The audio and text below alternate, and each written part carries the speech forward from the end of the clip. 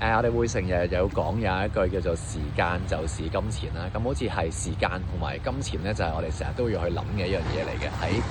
無論係工作時間啊，定係揾錢揾幾多上面。咁喺 Die with Zero 入面咧，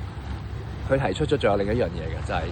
除咗你要係有最多嘅 free time，同埋你有最多嘅金錢之外咧，你要有嘅係最多嘅人生體驗。佢要係人生體驗嘅 maximization。咁呢個意思係啲乜嘢咧？其實你有好多時間好空閒，其實唔等於係你有好好嘅一個生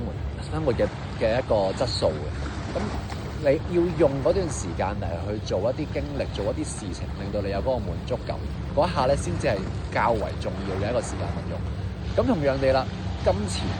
錢亦都係就咁擺喺個銀行戶口度咧，其實係唔會帶俾你任何快樂，唔會帶俾你任何體驗。你真係要去用咗佢，無論係買你嘅時間嚟同你嘅好朋友一齊啦，定係你真係去買一件物件、買一餐飯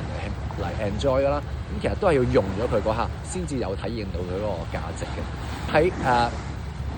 人生嘅體驗最大化呢件事上面咧，佢仲會有多一個前提，就係喺人生嘅唔同階段，我哋能夠體驗到嘅嘢係唔同嘅。80歲嘅人咧，好難可以想像佢可以再次上到去5000尺嘅高峰行上去，又或者係叫佢去滑雪重新學咁樣，冇乜可能。咁但係喺你細個嗰陣時候，反而就係能夠做到一啲你個身體能夠做到嘅事情嘅。